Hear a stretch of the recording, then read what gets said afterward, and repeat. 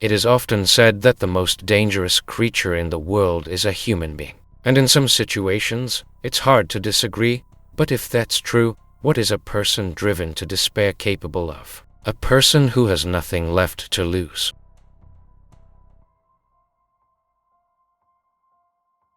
Before diving into the story of Marvin Himeyer, it's worth telling the brief backstory of this conflict. Marvin lived in the small town of Granby, Colorado, USA, with a population of just 2,000 people. His main occupation was welding. He had his own workshop where he repaired cars and other machinery, which was his primary source of income.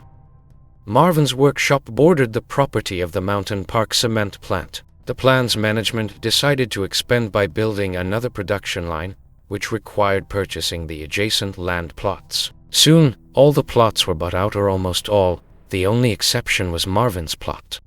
There are two versions of what happened next, both leading to the same outcome. According to the first version, the plant management offered Marvin $250,000 for his land. He initially agreed, but then began raising the price unreasonably, first to $400,000 and then to $1 million. Many believe this version was spread online by the family that owned the plant to tarnish Marvin's reputation. According to the second version, Marvin never intended to sell his land for any amount of money. The plant needed his land at any cost. When it became clear that Marvin would not agree to the plant's terms voluntarily, the massive corporation, taking advantage of the local administration's corruption, began making his life miserable. The town was small, and the Thompson family essentially ran everything, so the plant management had to negotiate with them. When that happened, Marvin's troubles began. The road he used to access his workshop was blocked. In response, Marvin decided to build another road and even bought a bulldozer for this purpose. However, the town administration denied him permission to build the new road. The bank nitpicked his improperly documented mortgage and threatened to take his house. The tax and fire inspectors, as well as the Sanitary Epidemiological Service, repeatedly harassed him. The latter fined him $3,000 for unconnected sewage pipes on his property, even though he could not connect to the sewer because the land needed for the trench belonged to the plant, and they refused to grant permission. However, Marvin could not connect to the sewer system in the first place, because the land needed to dig the trench also belonged to the plant, and they were not in a hurry to grant permission. As a result, Marvin paid endless fines and, at one point, even started attaching notes with the word cowards to his payment receipts. He spent several weeks in his workshop. During this time, his father died. Marvin went to bury him, and while he was away, his electricity and water were cut off. Marvin tried to challenge all these decisions in court, but it was useless. In the end, Marvin, a military veteran, locked himself in his workshop for several months to take revenge on everyone who tried to take his land away. On June 4, 2004, Marvin completed his creation, a massive, powerful bulldozer armored with 12mm thick steel plates. It was armored on all sides, with no windows to see the road. Instead, several cameras were installed, feeding images to monitors inside the cabin. The cabin also contained a refrigerator, air conditioning, gas masks, and supplies of food and water. 3 rifles were mounted to fire outward from the cabin. It was impossible to get inside from the outside. Marvin had entered before the armor was fully installed using a special manipulator. Needless to say, it was also impossible to escape. Marvin, apparently, had no intention of doing so.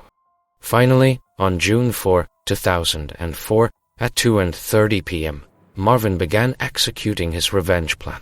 He started by driving through the plant's territory, demolishing the administration building, workshops, and everything else down to the last shed. Then, he moved through the town. He tore down the facades of city council members' homes, destroyed the bank building that had pressured him to repay his mortgage early, and demolished the gas company building that had refused to refill his propane tanks.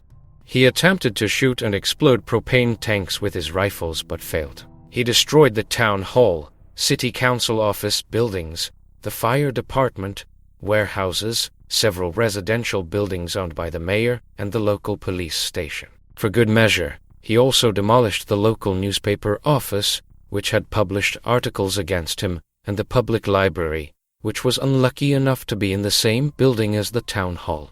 In short, Marvin demolished everything that had any connection to the local authorities, including their private homes.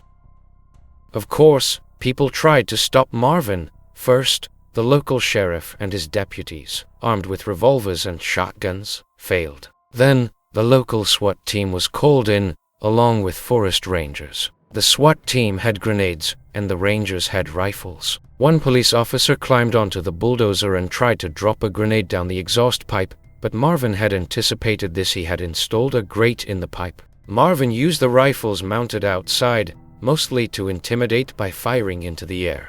Still, this prevented the police from getting close to the bulldozer.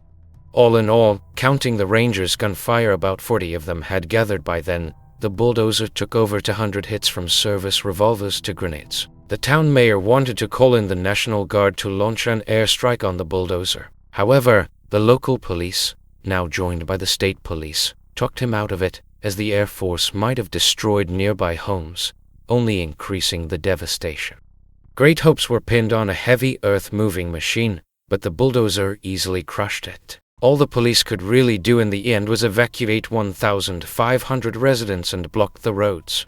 When there was nothing left to destroy, Marvin decided to demolish the Gumball's wholesale store for good measure. But this became his final target, as the bulldozer got stuck under the collapsing roof debris during the demolition. It stalled. Marvin Himeyer's rampage ended at 4:25 p.m.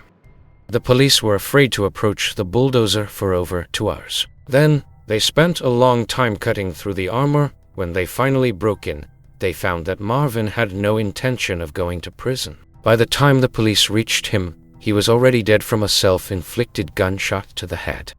Marvin Himeyer's revenge caused $5 million in damage to the town, with losses amounting to about $2 million.